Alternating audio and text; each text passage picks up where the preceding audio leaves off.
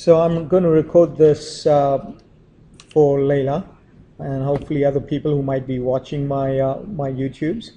So I'm going to go over these problems and kind of show you how exactly things are worked out, because there's a fair amount of algebra in here. So let's start out with this example here, and let me go snip this stuff.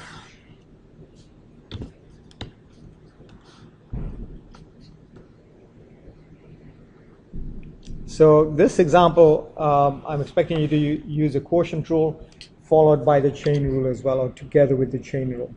So notice that I want f prime of t. So please do not start out by writing. I mean, there are many people that want to do this, including my Calc AB kids, who want to say this is equal and then start differentiating here. Don't do that, okay? Please do not do that. That's so wrong. So start out with f prime of t.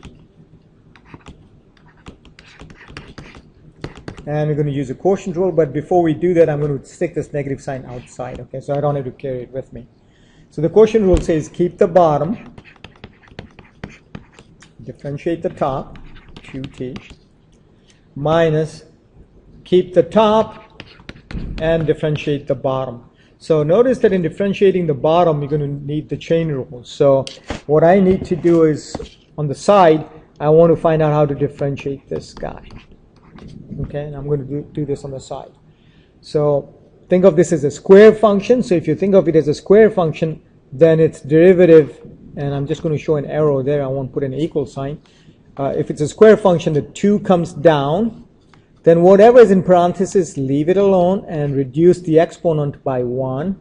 Okay, reduce the exponent by 1. I'm trying to untangle my pen here. Times the derivative of the inside, which is 2t. So then this is equal to 4t times t squared minus 1. So that'll go in here, okay?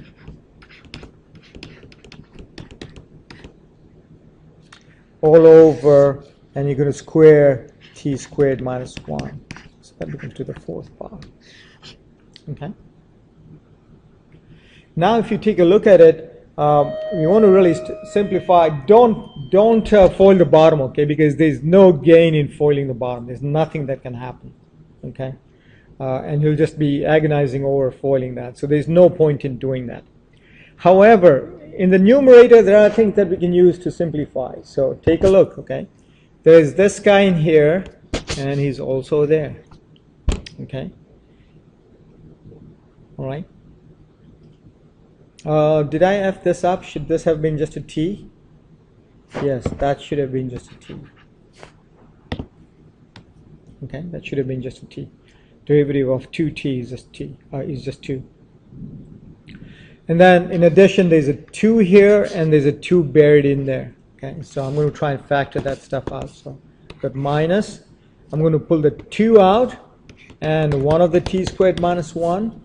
Okay, which then leaves me with 1 t squared minus 1 out of this guy. Okay, and I pulled a 2 out of there, so it's going to leave me with a 2t. I pull this guy out. Okay, I pull him out, so that leaves me with this guy here, okay, which is 2t plus 1. Braces all over t squared minus 1 to the 4th power. Okay. And now things can be simplified a little further, okay? So you can see that this guy can cancel with one of these because there are 4 at the bottom, so it becomes minus 2, and I'll have my braces there. I've got t squared minus 1 minus 4t squared minus 2t all over t squared minus 1 to the power of 3. Okay, which then becomes negative 2. Braces, I've got negative 3t squared. Then I have a negative 2t, and I have a negative 1 all over t squared minus 1 to the 3, which is equal to 6t squared plus 4t plus 2, which is indeed the answer that S had on the board in class. Okay, so good job, S. You're really doing your chain rule well. Okay, so that's the same answer that S had. Okay, so that was the first example, quotient together with chain. And then the next one's going to be product together with chain. Okay, so we're going to do this one here. Okay, so let me go snip this guy.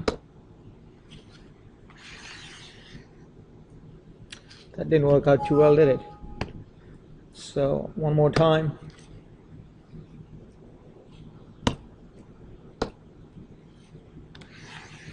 Nope. Okay, I'm not going to skimp and I'm going to go over the example there. There we go. Okay. So the first thing you want to do is rewrite this with an exponent. So it becomes 1 minus x squared to the 1/2. And if I want to differentiate that, I'm going to use the product rule. So I'm going to keep this constant and differentiate x squared. So that gives me 2x. 1 minus x squared to the 1/2. Plus, now I'm going to keep x squared. And now I want to go and differentiate 1 minus x squared to the 1/2. So I'll do this on the side, okay? So that'll give me a half comes down, reduce the half by 1, leave the stuff in the parentheses alone, times the derivative of the inside, which is negative 2x. Okay, negative 2x. It looks like writing on the edge of the screen doesn't seem to be very good. So there should be 2x there. Okay, that's pretty ugly. Let me write this nicely if I can. So this will be, okay, and those 2's will cancel, okay? So that'll give me x squared times minus x times 1 minus x squared to the negative 1/2. Okay, the 2's cancel. This guy cancel with that. All right, doing this further, this becomes 2x, 1 minus x squared to the 1/2. And plus and a minus becomes a minus, so it becomes minus x cubed all over 1 minus x squared to the 1/2. And then from here on out, it's all algebra. Okay, it's all algebra. So this is going to be equal to the common denominator is 1 minus x squared to the 1/2. And remember, when you have a common denominator, what you do is you're just kind of cross multiplying here. So you're going to go this times this and this times that. So when you go from this way here, okay, you will get 2x times 1 minus x squared, okay, and on the side that's because 1 minus x squared to the 1/2 times 1 minus x squared to the 1/2 gives you 1 minus x squared to the 1 because you're adding the two exponents there, okay. So that was that, and then this guy gives me minus x cubed, which when you simplify becomes 2x minus 2x cubed minus x cubed all over 1 minus x squared to the 1/2, which gives me minus 3x cubed plus 2x all over 1 minus x squared to the 1/2. Okay. And I believe, let me just take a look at the board, and believe that is indeed the answer that I had, except that I also wrote this as a square root, so you could rewrite this as equal to, and I'll kind of move this over here, as equal to negative 3x squared plus 2x all over square root of 1 minus x squared. Okay, just to put it in the same form that we had earlier here. Okay, so this was the final answer, and that's what was on the board as well. Okay, hope you view this, and really, as you can see, there's a fair amount of algebra in here. Okay, bye.